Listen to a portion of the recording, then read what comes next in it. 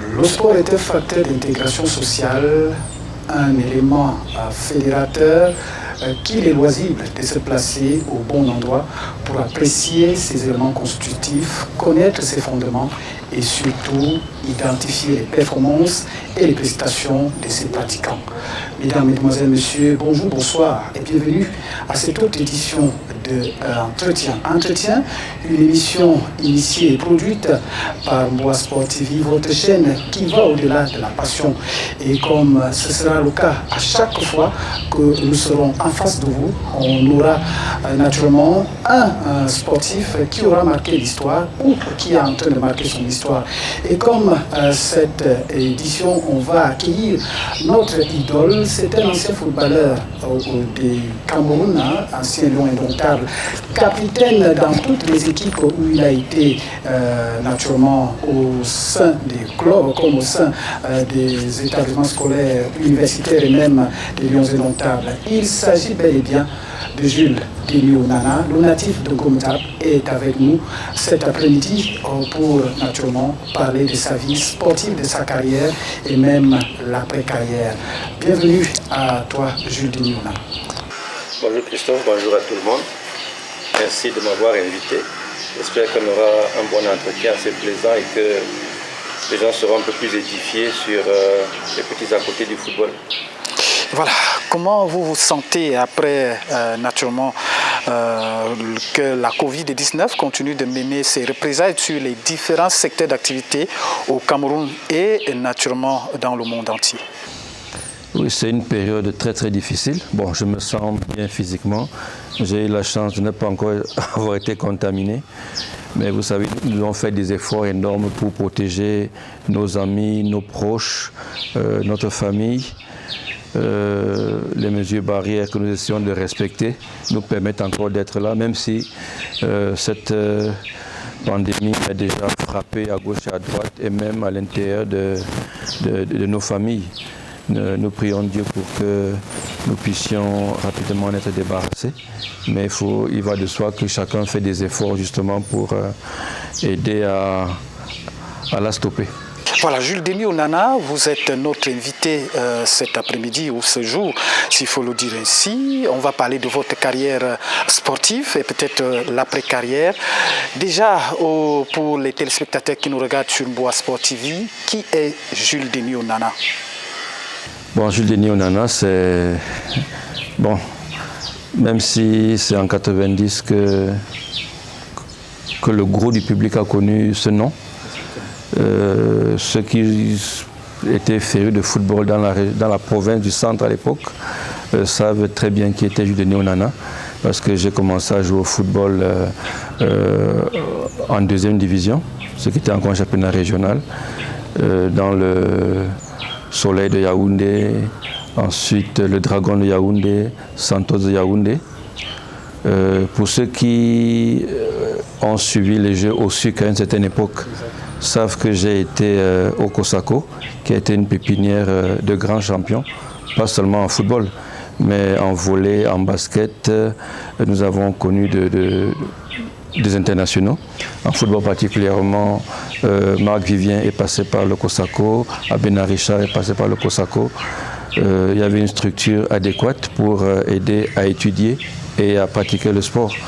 Donc ensuite, ceux qui ont suivi le championnat universitaire me connaissent. J'ai été le capitaine de la fac droit pendant 4 ans. Bon bref, je suis un féru de foot. J'ai fait mon petit chemin dans le centre avant d'exploser en 88, on va dire, quand j'ai intégré le canon de Yaoundé. Après le 5e match dans le canon, j'ai été appelé en équipe nationale et j'y suis resté pendant 7 ans. J'ai pu avoir 56 sélections avec les A. Et le point d'orgue, c'était le fameux été italien en 90. Exactement. On va parler, c'est naturellement ce qui va constituer le menu de notre entretien. On va d'ailleurs commencer par votre vie sportive dans le canon sur le plan national et naturellement dans le canon sportif de Yaoundé. C'est depuis 1988, vous l'aviez dit tantôt que vous êtes dans cette équipe, une équipe qui vous est véritablement chère aujourd'hui. Oui, bon, le canon, c'était un rêve. Bon, chacun Nous, quand on était tout jeune et que je revenais du collège Stoll d'Akono, j'avais la chance d'intégrer le groupe d'Atakanalui de Gonzague qui nous entraînait pendant les vacances. Bon, moi, je n'avais pas la chance d'évoluer à Yaoundé parce que j'étais à l'internat au collège Stoll. Mais chaque fois, c'était un bonheur de revenir pendant les vacances, pendant les congés, pendant les vacances et de me retrouver en Koulnongo. Trouver des gens comme les Tabi, les Bourrel, les Ewane Jacob, Féfé un peu plus tard, dont nous avons joué avec un certain âge. Nous avons appris avec un grand amoureux du football jeune, le Mongo football comme Nyol le disait. Et nous sommes contents de nous être retrouvés plus tard à un autre niveau, particulièrement dans le canon, parce que le but c'était ça en fait, jouer étant jeune, pour qu'un jour on se retrouve dans le canon et puis après voir ce qui pouvait arriver.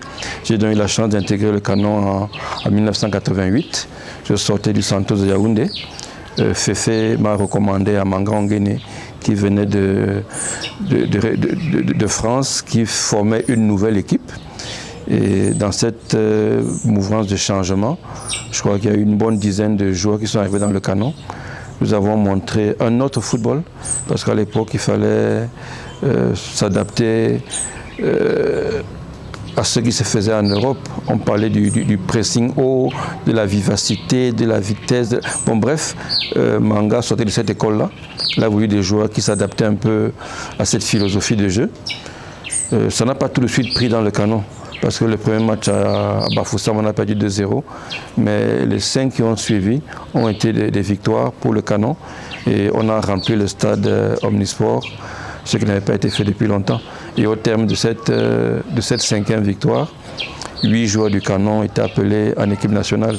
Et des 8 joueurs qui ont été appelés en 88, je crois 5 se sont retrouvés en Italie. Jules Denis Onana, vous évoquiez tout à l'heure un nom qui est emblématique dans le canon sportif de Yaoundé. Il s'agit de Louis de Gonzague Katangana. Qui était Louis de Gonzague pour vous dans le canon? C'était un père, c'était un fou de football, un fou de football jeune. Parce que pour lui, il était question d'inculquer cette joie de jouer. Il aimait enseigner et il aimait entraîner. Donc ces deux passions se combinaient.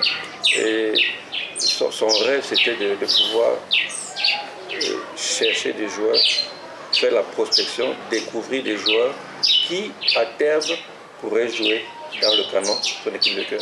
Il était arbitre de football, ouais. Mais il ne se cachait pas que son équipe était le canon sportif. Donc, tous ces joueurs qui sont venus dans le canon, c'était vraiment les Sengena, Ewane Jacob, Bourrel n'y a pas joué, mais il s'entraînait, il fait des bons. Bref, toute cette gamme de joueurs-là sont passés entre ses mains. On peut bénéficier de ses conseils. Pour certains, l'aventure s'est poursuivie dans le canon. Pour d'autres, ça ne s'est pas continué là-bas. Comme moi, par exemple, j'ai atteint le canon, mais je suis passé par Macaque Club, par le Soleil de Yaoundé, par le Santos, avant d'arriver au canon. Mais la voie était déjà tracée parce que le but, c'était de jouer au canon. Et lorsque je suis arrivé, j'étais un peu comme chez moi parce que je connaissais déjà l'ambiance et on savait qui m'avait recommandé pour jouer dans le canon. Donc l'esprit canon, on l'avait déjà acquis étant tout jeune. Et lorsqu'on a porté le maillot, c'était pratiquement presque naturel de défendre ces couleurs.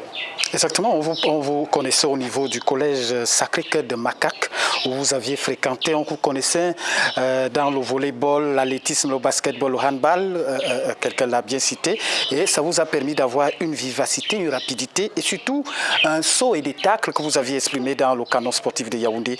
Aujourd'hui, ces atouts alors que vous aviez qui, au niveau du collège Sacré-Cœur de Macaque, vous ont permis d'exploser dans le canon, c'était devenu quelque chose de plus facile et plus aisé pour vous? Oui, parce que bon, en fait, Macaque, c'était un peu... Il y a des sections sport-études maintenant. Macaque, je crois que c'était le promoteur des sections sport-études dans les établissements scolaires, parce qu'on avait le cursus scolaire qu'on suivait, mais on nous aménageait beaucoup de temps pour qu'on puisse pratiquer les sports. Et à Macaque, il y avait tout. Il y avait un gymnase, il y avait des terrains de basket outdoor, il y avait des terrains de foot. Et chacun avait la possibilité de pratiquer n'importe quelle discipline. Ouais. Moi, j'ai été gagné le handball jusqu'au niveau provincial. Ouais. C'est ça, quand on me voit quand des entrées d'État, quand on demande d'où ça vient, bon, j'ai eu un entraînement de gagner le handball. La détente, je joue également au volley, je joue au basket. Ça permet de travailler la détente. Exactement. Bon, en fait, on était pratiquement tous ceux qui aimaient le sport et qui sont passés par le COSACO étaient des athlètes complets. Et moi, j'avais la chance de venir encore du collège Stoll Lacono, qui avait pratiquement les mêmes infrastructures, les mêmes possibilités de jeu. Donc, jouer pour nous, c'était naturel. Autant on étudiait, autant on jouait. Et lorsqu'on a pu se forger encore d'athlètes, parce qu'on est devenus de vrais athlètes, on a pu évoluer dans des championnats civils. Et lorsque j'ai rejoint l'université de Yaoundé, bon, là j'étais plus vers le football. Ces qualités-là ont explosé. Et j'ai eu la chance d'être intégré justement parce que beaucoup de personnes que j'ai retrouvées sortaient de Macaque, sortaient de Libamba. Parce qu'à l'époque, il y avait cette rivalité. Exactement. Libamba. Et ils m'ont retrouvé, m'ont directement intégré dans la première année. Je suis intégré dans l'équipe de la fac. Et à la fin de la première année, je deviens capitaine. Donc, bon, ça m'a aidé d'être dans ces établissements scolaires qu'il n'y a plus malheureusement ici, mais qui nous permettait de développer beaucoup d'aspects de notre vie. Alors, quels sont les moments qui vous ont marqué dans le canon sportif, dans votre vie de footballeur dans le canon sportif? Je rappelle naturellement que vous avez gagné le championnat, c'était en 1991, après l'épopée de 1990 en Italie, on reviendra tout à l'heure. Mais quels sont les moments qui vous ont marqué le plus dans cette équipe de Mokok Mungunda? Bon, quand j'ai intégré le canon, déjà, rien que porter le maillot, c'était une fierté. Je savais que ça devait arriver un jour, mais lorsque c'est vraiment arrivé, je me suis dit, waouh, j'y suis. À Tangana, lui de contact était très content. Il est passé voir mon père à la maison pour le remercier de m'avoir permis de signer au canon. Ensuite, lorsque je suis devenu capitaine du canon, ça a été un autre moment. Parce que lorsque vous voyez le capitaine du canon, c'est Abega Théophile, c'est Nkono Kouma, c'est MV Emmanuel, c'est Jean-Paul Lacono. Voilà. C'est beaucoup de grands noms du football. Donc être capitaine de cette institution, ça a été quelque chose. Lorsque nous avons été champions du Cameroun, après à ma 3e année, ça a encore été quelque chose d'exceptionnel. Parce que le canon doit gagner. Le canon doit gagner. Et nous n'avions pas pu le faire pendant une certaine période. Et en 91, nous avons pu être champions. Ça a été formidable. Je crois que c'est un moment inoubliable. Bon, il y a aussi eu quelques regrets. Toujours je est-il. pense à ce... On aurait pu doubler le titre. Malheureusement, il y a le Racing a sorti une équipe formidable. Et mon ami Talon et moi, on en rigole encore. Également Olivier Diapa qui avait été un poison pour moi cette année-là. Oui, lui, il était difficile à barrer quand même. En fait, il avait trouvé la façon de te dépasser. Oui, de me dépasser. Donc, voilà, Jules, vous étiez joueur du canon. À un moment donné, vous êtes revenu au sein de cette famille canon parce que c'est une famille. Vous aviez occupé le poste de directeur sportif de cette équipe en tant que dirigeant. Qu'est-ce qui a changé dans le canon à l'heure actuelle par rapport à ce que vous aviez vécu en tant que joueur au niveau de la gestion, du fonctionnement, de l'organisation de cette équipe mythique du canon? Lorsque je reviens dans le canon et qu'on me demande d'être directeur sportif, je me rends compte que l'administration du canon ne fonctionne pas. Rien n'est fait pour qu'on puisse programmer quelque chose, pour qu'on puisse se projeter sur 3, 5 ou même 10 ans. Il n'y a rien. Le canon vit au jour le jour. Donc lorsque j'arrive comme directeur sportif, c'est mon premier constat. Et là, je me demande qu'est-ce que je dois faire, qu'est-ce que je peux proposer pour que les choses changent. Et là, je commence à écrire. Sur la base de ce que j'ai vécu en tant que joueur, en tant qu'administrateur ailleurs, j'écris. Et je propose donc un plan au Conseil des sages pour dire que voici ma pensée pour que le canon puisse redevenir ce qu'il est dans 3, 5 ou 7 ans. On le lit et puis on dit ok, si tu peux penser comme ça, peut-être que tu peux l'appliquer. essaie donc de l'appliquer. Il dit ok. Je lui ai dit, les moyens, il les faut. Mais ce n'est pas l'essentiel. Si on est organisé, tout le reste suit. Et là, j'ai commencé donc à travailler avec le juge à Lima, le magistrat à Lima, et parce qu'on a des idées assez novatrices. Et le Canon, à la 10e journée, est en tête du championnat. Et là, on se dit, waouh, donc ces choses-là peuvent marcher. Mais je ne sais pas ce qui se passe après la 10e journée, parce qu'à la 10e journée, on va jouer contre le Coton à Garoua, on perd 1-0. Bon, une défaite à Garoua 1-0, c'est normal, c'est pas si grave que ça. Mais certains trouvent le moyen, à partir de cette défaite-là, de créer ce qui se passe régulièrement dans le Canon, des petits problèmes inutiles. Et le Canon commence à dégringoler petit à petit, petit à petit, petit à petit. Je survis au naufrage et je recommence avec l'équipe qui suit. Avec l'équipe qui suit, avec le président du Conseil des sages. Mais là, j'ai l'impression que j'ai eue à ce moment-là, c'est que certains clubs, certaines personnes sont allergiques au changement. Je me rappelle en pleine assemblée, on me demande de présenter un projet. Je leur ai dit, ok, moi je pense que le Canon peut être champion dans 3 ans. Et on me dit, mais Onana, comment tu peux dire qu'on est champion dans 3 ans? Nous on veut champion maintenant. Je dis non. Si on veut préparer une équipe, c'est minimum 3 ans. Nous, on a été champion à la 3e année. Donc je me dis que sur cet exemple-là, je peux bâtir un projet pour qu'on tutoie le haut du tableau dans 3 ans. Le Cameroun n'a pas d'équipe, n'a pas de joueurs, n'a pas de financement, n'a rien. Et à l'Assemblée, on me dit il faut être champion à la fin du championnat. Je dis non, il faut être méthodique, il faut être régulier. J'ai peut-être exagéré en disant que si le Cameroun était champion à la fin, ce serait une injure au club comme l'Union de Douala. Mes arguments que j'avais, c'était que l'Union avait une bonne équipe qui était déjà prête. Et ils travaillaient beaucoup avec les brasseries du Cameroun, qui leur donnaient de jeunes joueurs. Ils avaient déjà un collectif assez rodé. Bon, bref, le Cameroun n'avait même pas une séance d'entraînement, même pas un joueur sous licence.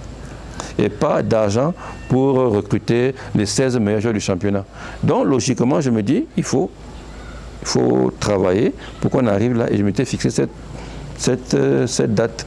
Bon, ça a été très mal pris, ça a été très mal compris. Bon, et je crois que c'est après ça que je me suis rendu compte que les idées que nous avions, oui, c'est bon. Il y a beaucoup de choses dont on peut parler. Mais vous voyez, 5 ans après, c'est la même chose. C'est la même chose. On n'évolue pas, on piétine sur pied. Et le petit Pierre, il est venu, il a donné tout ce qu'il pouvait. En plus, il a donné beaucoup d'argent à l'équipe. Et à la fin, on est au point de départ.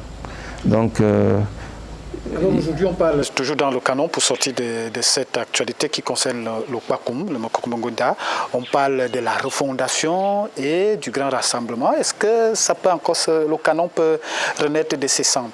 C'est le souhait que l'on a, c'est le souhait que l'on fait pour ce grand club. Bon, mais il faut que ce soit des mots creux. Il faut qu'il y ait un projet qui soutienne ces espérances. Renaître des cendres, comment? Qu'est-ce qui est mis en place? Sur combien de temps ça se fera? Qu'est-ce qui est fait autour de cela? Bon, actuellement, il y a un super entraîneur qui est venu. Biroué est là. On connaît sa carte de visite. Ça veut dire qu'il peut. Maintenant, est-ce qu'il aura tout le soutien nécessaire? Est-ce que l'environnement lui permettra? Le directeur actuel lui a dit sur certains médias qu'il lui donnait 2 journées, que s'il avait 2 défaites d'affilée, il allait le virer. Attends, on ne vire pas un entraîneur parce qu'il a raté 2 matchs alors qu'il vient de prendre une équipe. Il faut qu'il y ait un projet.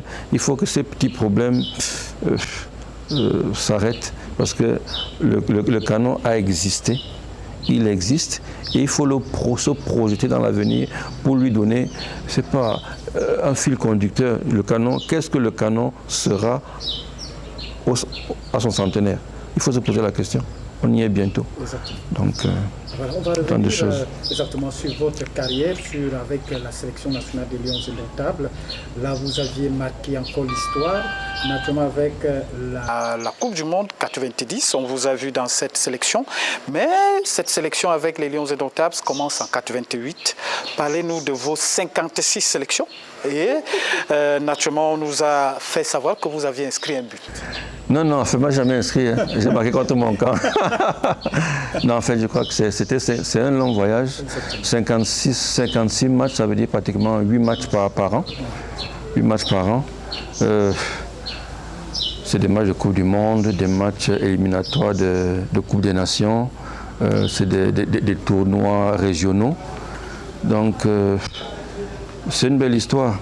Bon, je commence en 88. On a la Coupe de l'UDEAC ici. Exactement. Vous la remportez. Non, on la perd ici. On la perd. Et là, on la perd même parce que j'ai fait une erreur sur une longue transversale. Je veux faire un ciseau retourné. Je rate le ciseau. L'équipe prend le ballon, elle l'accélère. Je me relève. Je le rattrape, mais je rate le tacle. Et là, quand il centre, il y a but. 1-0, on perd. Bon, ça m'a beaucoup marqué parce que bon, on avait ce match-là, on devait gagner ce tournoi. Et ça m'a pénalisé pour le match qui suivait en janvier. Je crois que c'était l'éliminatoire de Coupe du Monde, les fameuses expéditions punitives au Gabon. Je n'y étais pas parce que justement, je payais encore les pots cassés de la finale de l'UDEAC. Mais après ça, bon, j'ai intégré l'équipe et j'ai régulièrement été dans l'équipe. Soit comme remplaçant, soit comme remplaçant d'abord, titulaire ensuite. Et à la fin de l'année 89, on remporte la Coupe de l'UDEAC en RCA. Et là, je sens quand même que je suis déjà une pièce essentielle de l'équipe nationale. Valérie Nepomniachtchi lui-même me le dit.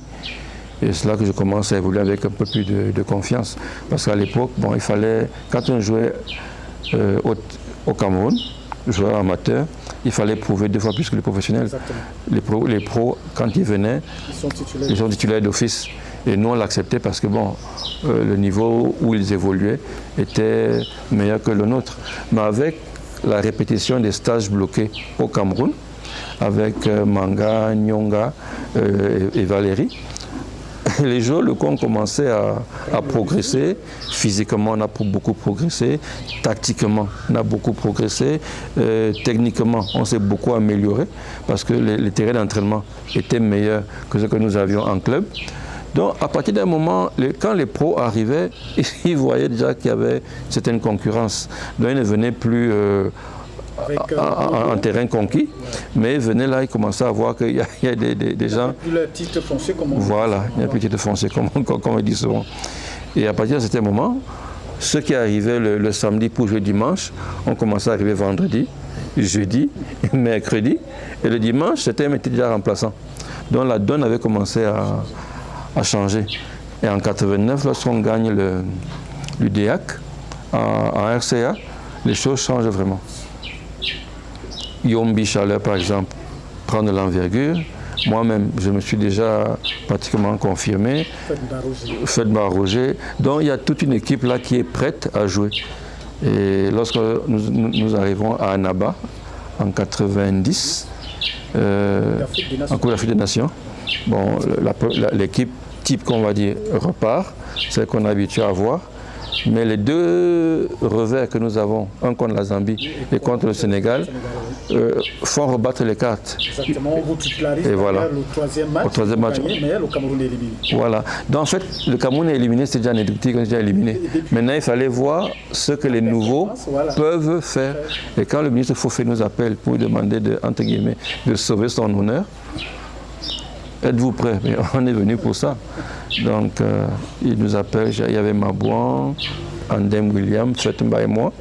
Il demande est-ce qu'on peut jouer. Nous dit on est venu pour ça.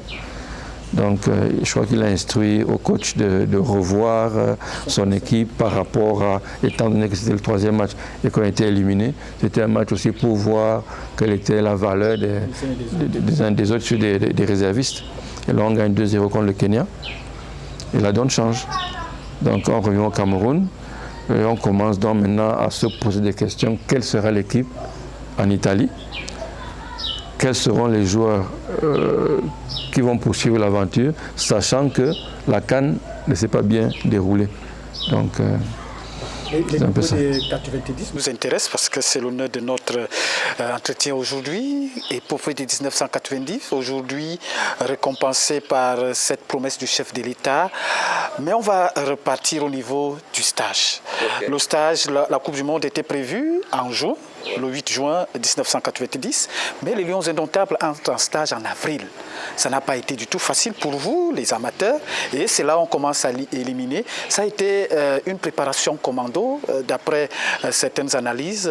Vous qui étiez au sein de cette tanière des Lions Indomptables, racontez-nous un peu l'histoire jusqu'en juin, d'avril jusqu'en juin 1990. Non, je vais commencer d'abord en 88, parce que lorsque Valérie Nepomniachtchi arrive au Cameroun, il fait des tests physiques. Je crois Sadi Jean-Pierre avait appelé, je crois, 50 joueurs, une cinquantaine de joueurs du championnat local. Et là, on est mis en stage. Et Valérie vient, il commence à faire des tests physiques pour savoir, connaître notre niveau. Et il a découvert qu'il y avait un seul joueur qui avait le niveau d'un joueur de football de haut niveau, Libi Thomas. C'est le seul joueur qui a pu atteindre les minima imposés. Donc dans tout le Cameroun, dans tous les 50 joueurs appelés en sélection, il n'y a eu qu'un seul qui avait le niveau physique requis par Nepomniachtchi pour intégrer une équipe nationale. Vous imaginez ce que ça veut dire? C'est énorme. C'est énorme. Alors là, imaginons la dose de travail qu'il a fallu de 88, par exemple, à 89 déjà, pour qu'on puisse être à peu près au niveau souhaité par Valérie. Maintenant, on est en 90, on est en avril, il a déjà sélectionné, je crois, une quarantaine de joueurs qui vont maintenant en Yougoslavie pour le stade de préparation. Et là, on savait que ça allait être dur, il nous avait averti que ça allait être dur. Et ça a été dur. Ça a été dur. Imaginez, vous vous couchez sans même savoir quand est-ce que vous êtes endormi. Parfois, vous êtes en train de prendre votre repas du soir et vous somnolez. Dès qu'on finit le déjeuner, on a seulement envie d'aller prendre la petite sieste. Parce qu'il ne faut pas perdre une minute pour récupérer. Tu te couches le soir, tes jambes font tellement mal que tu n'arrives pas à monter les escaliers pour être dans ta chambre. Et quand tu te réveilles le matin, tu dis aujourd'hui je n'y vais pas. Parce que ton corps pèse, tu as mal. Mais quand tu te lèves, tu prends ton petit déjeuner, tu prends ton lait, ton café, après tu fais les 2 premières foulées et tu te rends compte que le corps commence à aller. Et c'est le même cirque pendant au moins une vingtaine de jours. À tel point qu'il y a certains, parce que c'est là que moralement, oui, le mental doit prendre le dessus sur la volonté, sur le physique, je veux dire. Mais il y a des joueurs qui ne sont pas réveillés. On revient du petit entraînement matinal, on les trouve au petit déjeuner parce qu'ils n'ont pas pu se lever pour rejoindre le groupe à l'entraînement. Et la liste s'est faite pratiquement toute seule comme ça. Un jour, quelqu'un démissionne, il démissionne, un démissionne, et un jour on se retrouve, on est 22. Comme ça. Et le coach, tu dis, voilà. Parce que la dose d'entraînement était telle qu'on avait parfois 4 séances d'entraînement par jour. Mais c'est fou. En plus, c'était l'été. Donc les journées étaient assez longues. Avec 4 séances d'entraînement par jour. Exactement. C'était pas du tout facile. Pendant cette épopée, vous aviez réalisé un exploit jamais atteint par une sélection africaine. Vous aviez disputé 3 matchs au cours de ce mondial, si je me rappelle bien, si mes souvenirs sont bons. C'était d'ailleurs contre la Russie, la Roumanie et surtout la Colombie. Et il y avait une concurrence entre vous et naturellement le feu Benjamin Massing. À ce poste-là, comment vous gérez votre duel aux entraînements pendant la rencontre, parce que vous étiez les deux personnes censées jouer à ce poste et il y avait un choix que l'entraîneur devait faire. Comment vous gérez cela pendant cette période? Bon, pour ceux qui ne sont pas dans le groupe, c'est difficile d'appréhender tout ça. Mais il faut savoir qu'à une époque, chacun savait quelle était sa position. Moi, lorsque je vais en Coupe du Monde, c'est que je suis remplaçant. Et je sais que le numéro 1, c'est Massing, moi je suis numéro 2. Et en principe, je peux peut-être jouer le troisième match, parce que c'est souvent le match qu'on donne aux autres, quand les titulaires veulent avoir un peu de repos. Donc dans ma tête, c'est ça. Mais seulement, je sais que je dois montrer au coach que je suis prêt.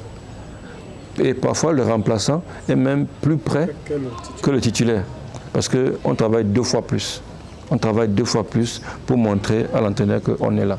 Donc entre Ben et moi, il n'y a pas vraiment eu de concurrence. C'était juste un accompagnement. Le titulaire et le remplaçant arrivent. Donc il n'y avait pas d'animosité, on travaillait régulièrement ensemble.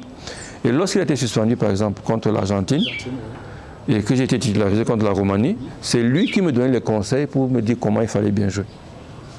Il y a une solidarité entre vous. Il y avait une solidarité d'abord de tout le groupe et particulièrement de ceux qui évoluent au même poste.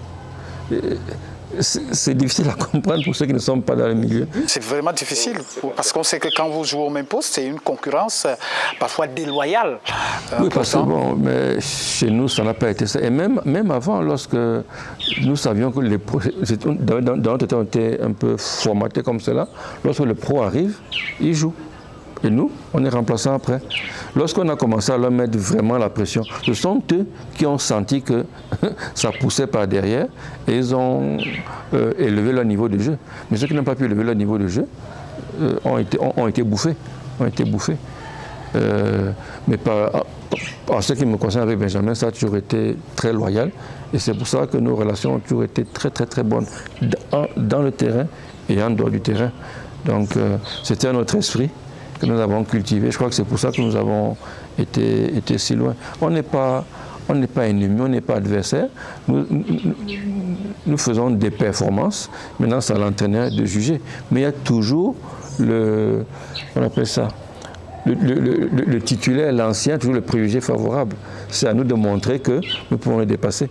Mais entre quelqu'un qui fait bien son boulot, on sait qu'il fait bien son boulot, et quelqu'un dont on pense qu'il peut bien le faire sans avoir eu la preuve qu'il peut bien le faire, on préfère toujours garder le plus expérimenté qui fait très bien son boulot. C'est le jour où il y a une défaillance qu'on se rend compte que l'autre également était capable de faire du bon travail. Donc lorsque il y a eu cette défaillance-là, j'ai donc pris le relais et j'ai continué. C'est un peu comme ça. Vous réalisez un premier match contre l'Argentine, un exploit à 9 contre 11. Et en 8e de finale, c'est contre la Colombie. Vous réalisez encore un autre exploit, vainqueur, vous atteignez les quarts de finale. Quelle a été la sensation vécue au sein de la tanière des Lions Ontables, vous qui étiez? Les téléspectateurs ont envie de vivre ça, de vivre voix à travers votre parole. On n'a pas explosé de joie comme si on avait gagné la Coupe du Monde. On a explosé de joie parce qu'on avait gagné un match en se disant qu'on a gagné, mais ça arrive, là c'est plus compliqué. Mais quand on gagne l'Argentine par exemple, la joie elle est immense. Le président est là, on a gagné devant le président, on est au-dessus le toit du monde. Mais une fois qu'on est rentré à l'hôtel, ça redescend un peu et puis on se dit mais attendez là, on vient de gagner l'Argentine, mais on n'est pas encore qualifié. On n'est pas encore qualifié.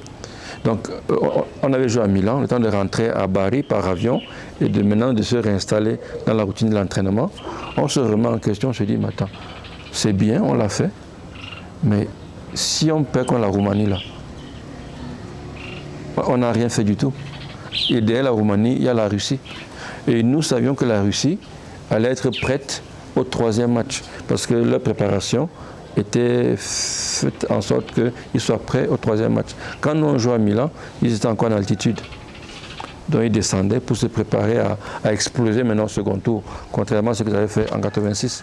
Donc nous on s'est dit, alors, ok, on a gagné l'Argentine, c'est bien beau, mais on n'a encore rien fait. Il faut battre la Roumanie à tout prix. Mais le problème, c'est qu'on n'a pas préparé le match contre la Roumanie. Parce que le seul match qu'on a préparé, c'était le match contre l'Argentine. Mais on a eu peut-être un mois un mois et plus, préparer l'Argentine parce qu'on connaissait déjà le jour de l'ouverture, le 8 juin. C'est ça qui... Et surtout l'emblématique Diego Maradona. Exactement, Maradona et ses lieutenants. Donc on avait ça dans notre ligne de mire, on ne pensait qu'à ça.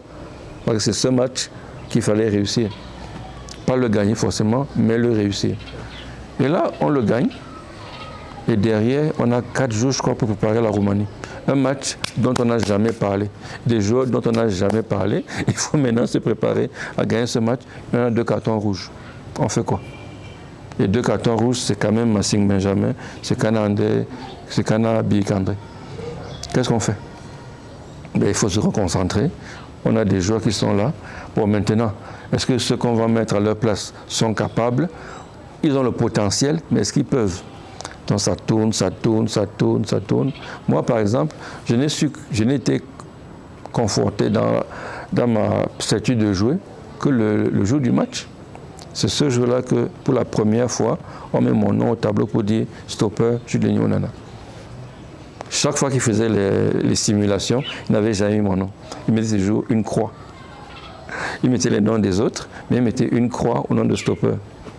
Et c'est le jour du match qu'il a mis donc la croix Onana.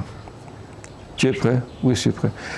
On était dans le bain, donc il n'y avait plus de stress, on n'était diversé plus, on savait qu'on y était, il fallait jouer. Et dégager de toute pression. J'ai pu faire ce match. Et puis je vous dis, avant d'entrer dans le match, la dernière personne avec qui j'ai parlé, c'était Benjamin. Il m'a beaucoup conseillé, il m'a calmé, tout ça. Parce que moi, j'avais un problème, j'étais toujours sur les nerfs. Et on me demandait de commencer le chauffement avant les autres pour que je puisse redescendre quand les autres sont déjà. Donc ça m'a beaucoup permis de relativiser. Ça, quand j'ai engagé le match contre la Roumanie, aucune pression, rien. Et j'ai fait le match que j'ai fait. Et puis on a enchaîné. Quand on arrive au vestiaire, à l'hôtel après le match, ça c'est Abel Mengue. Il me dit, Jules, ça va? Il dit, oui, mon père, ça va. Tu te sens bien? Il dit, ok, tu continues. Je dis ok. En fait, on sort du match pour rentrer à l'hôtel et il me dit ça. Je dis ok. Bon, j'ai pris ça comme une blague. Hein. Mais après, quand on a réussi, je suis titulaire. Je dis ok, je fais encore le match que je peux faire. Malgré les 4 buts qu'on prend, on me reconduit contre la Colombie. Et là, je fais encore le match que je devais faire. Malheureusement, je prends un deuxième carton. Et la suite, bon, je suis suspendu. Comme d'autres. Et puis, vous faites une prestation face à l'Angleterre, vous êtes battu, mais le monde entier reconnaît des lions vraiment courageux et déterminés à relever les défis. Vous rentrez au pays, le Cameroun vous attend, les Camerounais vous attendaient, mais vous n'étiez pas au courant. Mais lorsque vous arrivez à Yaoundé, au niveau de Tinga, il y a un de vos amis que vous cherchez de nom, qui n'était pas un fan de football. Il s'appelait aujourd'hui, il a agrégé en économie. Ce nom-là vous dit quelque chose. Et c'est lui qui vous appelle. Il s'appelle Roger Tchafak Namfosso. Aujourd'hui, racontez-nous, il est là. Bon, en fait, Roger, on avait un groupe de 4 à l'université. Il y avait Roger, il y avait Atangana Rigobert, il y avait Roger Tchafak Namfosso, il y avait Atangana Rigobert, il y avait Bidon Bega Emmanuel et moi-même. Une bande de 4. De tous les 4, je suis le seul sportif. Le seul. Et bon, on est toujours ensemble.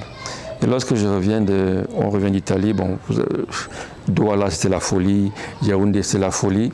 Et quand on passe par Tinga, je me dis que merde, Roger où. Et j'ai la personne, il dit Roger. Et je descends, je vais l'embrasser. Et du coup, je me demande, mais Roger, tu le connais? Enfin, il m'a raconté ça après. Hein. Il me dit, mais Jules, quand tu es venu me voir, les gens me demandent si je te connais. Et je dis, mais attends, vous croyez qu'il est né en Coupe du Monde, là? Bon, il a raconté un peu notre petite vie. Donc, bon, c'était bien pour lui, c'était bien pour moi aussi, de sortir de tous. Parce que tu voyais les gens sans les voir, en fait. Il y avait tellement de gens. Tout le monde était content de nous voir, on était content de voir les nôtres. Bon, notre famille, on les avait laissés à l'aéroport parce qu'ils ne pouvaient pas suivre le cortège des jeeps. Mais moi, par exemple, quand je suis arrivé en Vogada, parce que ma maman avait enseigné là-bas, donc j'avais des petits médaillons de la Vierge là, que j'avais pris à Rome. Je suis descendu de la jeep, j'ai commencé à distribuer. Après, on a dit à ma mère, hey, ton fils nous a partagé Elle était très contente. Et à Tinga, je dis que non, je l'ai cherché des yeux. Je l'ai carrément cherché. Lui, il ne m'aurait jamais appelé parce que bon, je disais qu'on était dans une autre sphère. Mais moi, je l'ai appelé. Et ça l'a... C'est mon frère, donc c'était normal. D'accord. Aujourd'hui, vous êtes resté dans cette posture, un groupe, une équipe, une ossature, une colonne vertébrale, les anciens de 90. Vous vous êtes réunis au sein d'un collectif, le CALIF, aujourd'hui collectif des anciens Lions, indomptable de football.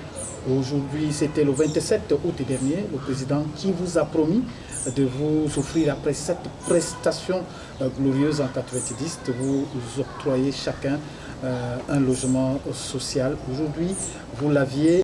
J'ai reçu les clés, c'était au Palais des Sports de Yaoundé. Satisfait de cette récompense et de cette promesse tenue par le chef de l'État après 30 ans de longue attente. Oui, bon, en fait, nous sommes vraiment satisfaits parce que 30 ans après, être reconnu à sa juste valeur, être reconnu encore, ça nous fait chaud au cœur parce que, parce que pour la plupart, nous sommes en retrait du football. Donc, nous remettre au devant de la scène comme cela, surtout avec cette promesse, je crois que tout le monde a été étonnamment surpris, très heureux. Mais je voudrais vous dire que on n'a pas, comment dirais-je, on n'a pas tout agrippé, on ne s'est pas agrippé sur cette promesse-là. Parce qu'à un moment, en 90, nos collègues nous avaient chargé, Ebola Bertin et moi, qui étions au pays, de voir ce qu'il en était. Parce qu'on était venu nous voir déjà pour demander les sites que nous choisissions pour nos logements SIC. Il dit, ah bon, il y a des logements SIC? On dit que oui, il y a des logements SIC. Ok, chacun avait donné le site qu'il aimerait habiter. Et puis après, plus rien. Et on se dit non, il faut quand même qu'on voit ce qu'il en est. On a vu les autorités, on nous a fait comprendre que c'est là, mais il y a des problèmes parce qu'on ne sait pas à quoi renvoie le vocable, soit lion indomptable. On dit mais comment ça? Les lions c'est les joueurs, on dit non.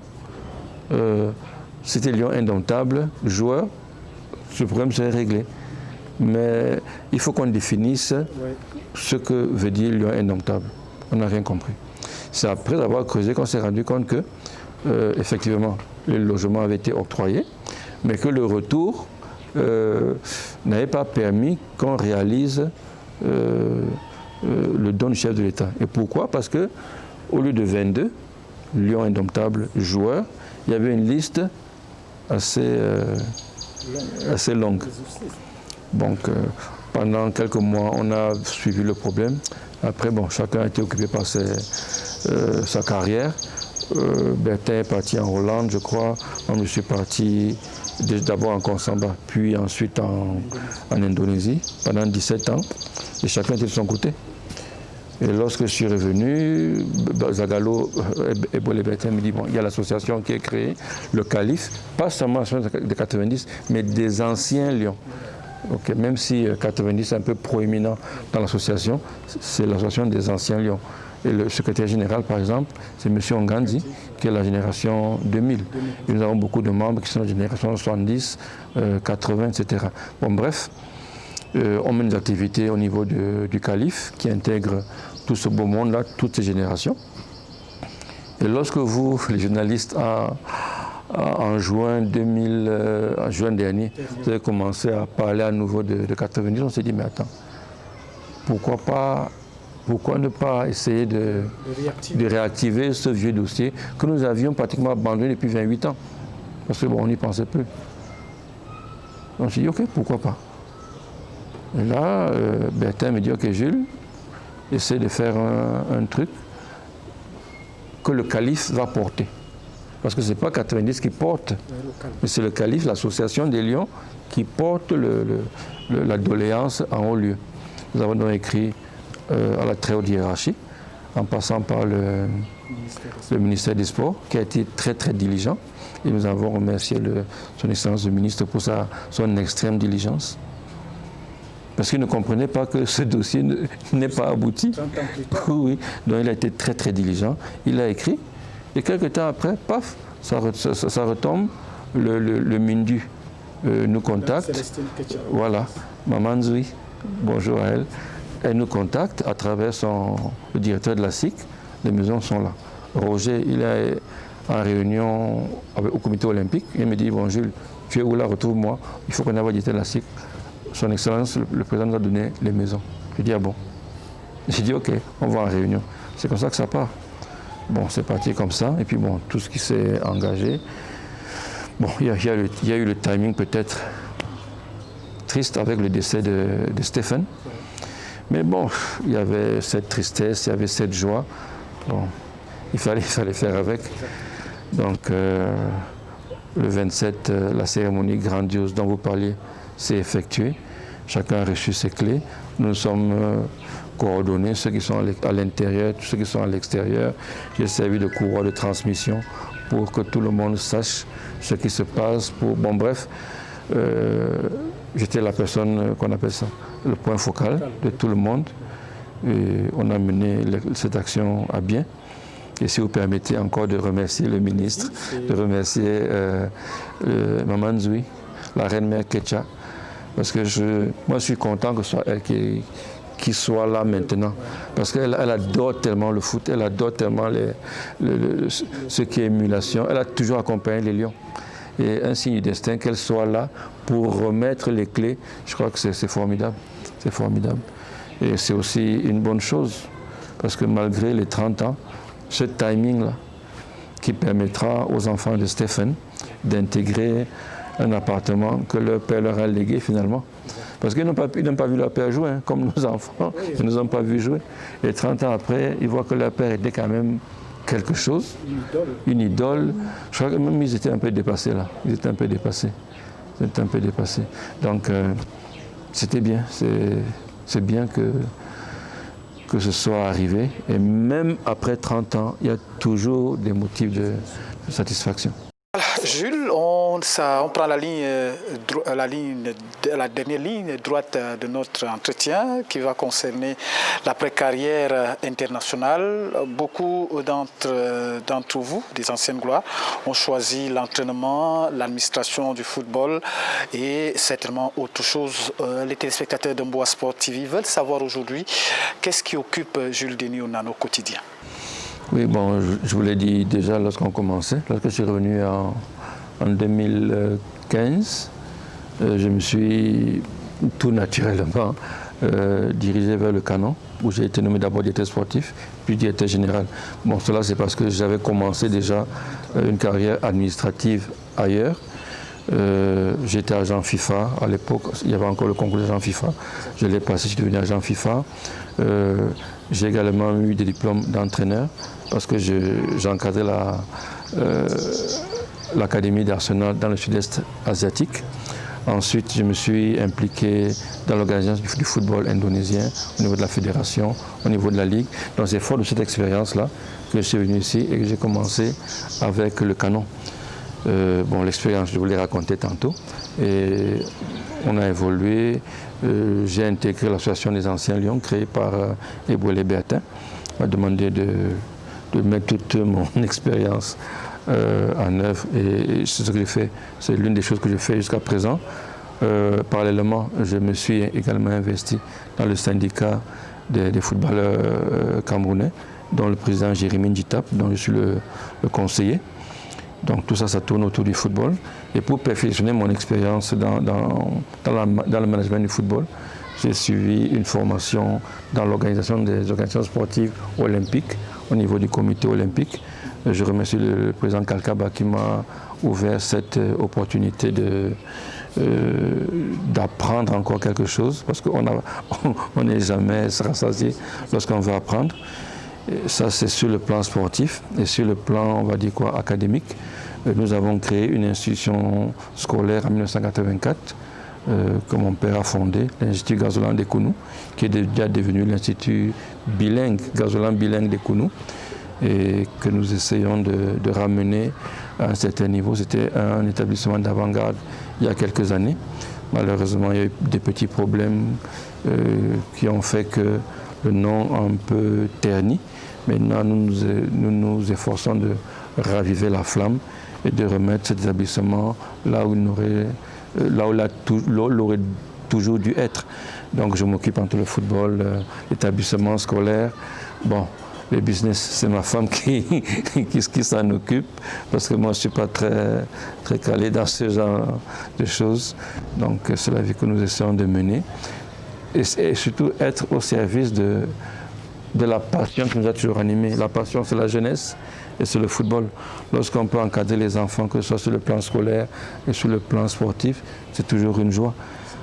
Et c'est pour cela que l'un des projets qui me tient à cœur, c'est de mettre en place cette section sport-études à l'Institut Gazolan. Ça n'a pas encore pu aboutir, mais je sais que d'ici un an et demi, 2 ans, je pourrais vraiment la mettre en place et là, je pourrais vraiment amener les jeunes là où je voudrais qu'ils soient. Exactement, il y a une question que je saurais partir de cet entretien sans vous la poser. Mabouan Emmanuel Kessak, c'est quelqu'un qui vous est très cher. Naturellement, si on veut parler du côté familial, dites-nous un peu aujourd'hui les relations avec Mabouan Kessak, parce que c'est votre frère, c'est votre, pour ne pas l'utiliser, votre beau-frère. C'est le frère de mon épouse. Le frère de mon épouse, donc on a une relation à travers la dame qui vous a reçu ici. Bon, maintenant, on a été coéquipiers dans le canon, on a été coéquipiers en équipe nationale. Malheureusement, on a peut-être des points de vue qui divergent sur la façon de gérer le football, de gérer les anciens. Bon, lorsque nous étions en Indonésie, par exemple, nous avons collaboré, lui étant dans une structure qui voulait créer des événements, et moi étant la pierre angulaire de ces événements-là. Et je crois que c'est, on va dire de façon indirecte, c'est grâce à cela qu'on a vu mes compétences dans l'administration et que plus tard, la fédération et la Ligue indonésienne m'ont demandé de venir travailler. Bon, malheureusement, lui, il a une façon de gérer les affaires qui... Bon... On se parle là, aujourd'hui, le football camerounais est en mal, il faut le dire. Ça se joue plutôt dans les bureaux et dans les tribunaux. Les stades sont déserts et aujourd'hui, on se pose la question s'il y avait un message à donner naturellement aux footballeurs et aux dirigeants du football. Jules Denis Onana, vous qui êtes une icône de ce football camerounais, un joueur qui a débuté sur le plan national avant d'éclore sur la scène internationale, le message, ce sera quoi ? Je crois qu'il faut juste faire comprendre aux gens. Et le ministre a commencé à leur faire comprendre. Le football doit revenir sur les stades. Le football dans les tribunaux, on a vu là où ça nous a mené. Au niveau du TAS dernièrement, on peut pratiquement perdre 2 ans de football. Et 2 ans pour un joueur, c'est énorme. Parce que ceux qui sont dans les bureaux, qui n'ont pas joué au football pour la plupart, ne peuvent pas sentir le poids de 2 mois, d'inactivité. 2 mois d'inactivité, c'est ramener un joueur à 0. Et on a besoin de progresser. L'environnement du football au Cameroun actuellement ne permet pas l'émulation, ne permet pas de progresser. On ne peut rien bâtir sur le football. Même l'économie du football ne saurait se bâtir sur du sable. Le sable, c'est quoi? C'est les tribunaux, c'est les textes mal interprétés, c'est les décisions de justice mal appliquées. Parce que certains ont des égos qui ne peuvent pas taire parce qu'on ne prend pas en compte le devenir du footballeur. À une époque, on joue au football avec le statut amateur. Ont été largement mieux que ceux qui jouent maintenant avec le statut professionnel. Ce n'est pas normal. Il y a une polémique par rapport à Mossola qui va signer un contrat à AS Vita Club. Comment peut-on empêcher un enfant d'aller chercher la vie? Tout simplement parce qu'on ne peut même pas lui garantir une vie sur le plan local, mais sous prétexte qu'il doit porter les couleurs nationales. Attends, le monde évolue. À notre époque, ça ne se serait même pas posé comme question. Parce que moi, je l'ai subi, je suis resté dans le canon en attendant qu'on me trouve un club à l'étranger. Parce qu'on ne partait pas comme ça. Mais maintenant, les choses ont évolué. Le CHAN arrive en janvier. L'organisation que nous mettons en place est floue. Parce que le football camerounais lui-même est flou. Et si un enfant a une opportunité d'aller ailleurs, on lui crie dessus. Non, ça ne marche pas. Il faut se demander pourquoi ces enfants-là partent. Pourquoi partent-ils? Parce qu'ils vont chercher la vie ailleurs. S'il y avait les mêmes conditions au Cameroun, vous pensez qu'ils partiraient? Ils ne partiraient pas. Ils ne partiraient pas. Ils évolueraient ici. Mais on n'a pas créé les conditions pour que les joueurs puissent jouer au Cameroun. Il y a des entreprises prospères au Cameroun. Pourquoi ces entreprises-là ne peuvent pas investir dans le football? Parce que ça ne rapporte rien. Il n'y a aucune visibilité. On ne sait pas pour quelle valeur, pour quel idéal on devrait investir dans le football camerounais. Il faut changer les mentalités. Il faut revenir aux valeurs qui ont mis le football camerounais à un certain niveau dans les années 80, dans les années 90. Actuellement, tout est mercantile, mais au-delà de cet état, on ne voit rien. Il n'y a pas d'avenir dans le football camerounais. On ne peut se projeter nulle part.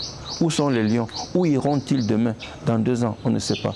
Les joueurs qui évoluent au Cameroun, les clubs qui évoluent au Cameroun, quel est ce désordre-là? Aucun club ne pourrait passer la licence CAF si on était dans les normes.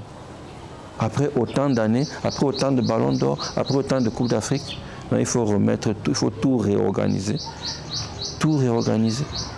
Parce que même s'il n'y a pas d'argent, si l'organisation est bien faite, les choses viennent toutes seules. Parce qu'il y a une traçabilité.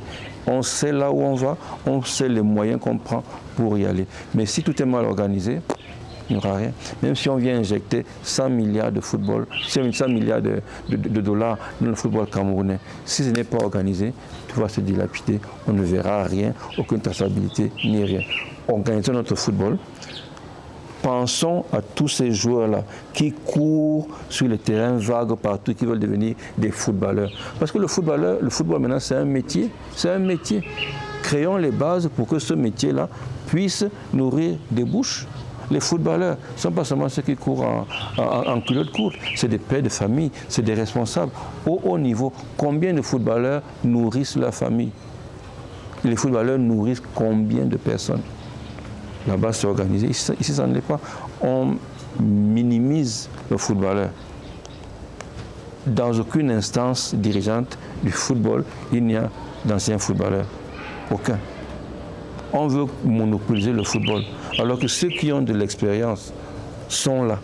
Ceux qui ont connu le terrain. Ceux qui ont connu le terrain. Ceux qui ont ce que personne d'autre n'aura, c'est-à-dire l'expérience. Ils sont là. On les ignore parce qu'il y a des luttes intestines, il y a des textes mal appliqués, chacun veut manger une part de gâteau plus grosse que celle de l'autre. Mais il faut arrêter. Je crois que le ministre leur a dit, pas de juridisme, allons appliquer les sanctions et allons vers le football. Parce que c'est ça le plus important. Pour sauver les intérêts de la République avec l'organisation des compétitions qui arrivent, comme le CHAN et la Coupe d'Afrique des Nations. Merci à vous, Jules Denis Onana. Merci pour ces cœurs que vous aviez ouverts, parce que on vous connaît quelqu'un de très, très discret, difficile à parler aujourd'hui. Jules Denis Onana nous a ouvert son cœur et le message est bien connu. C'est lui de revenir à l'ordre, de revenir à l'orthodoxie de la gestion du football camerounais, parce qu'aujourd'hui, le football est devenu un métier important pour l'ensemble des Camerounais. Ayez le cœur, ayez pitié pour ces personnes, pour ces jeunes qui ont choisi pour métier le football. Merci à vous, Jules Denis. On se dit certainement beaucoup de choses à vous et bon courage dans vos différentes activités. Merci beaucoup. Et juste une chose pour clôturer. Le Cameroun, c'est le Cameroun, mais c'est le pays des lions indomptables. Et ça, il ne faut pas l'oublier. Ça veut dire que l'identité du Cameroun est inséparable du ballon rond. Et ça, il ne faut pas l'oublier. Merci, chers téléspectateurs. On vous reviendra pour une autre édition d'entretien sur votre chaîne qui marque la différence, chez nous dénommé Libois Sport TV. Bonsoir, bonjour à tous et à toutes.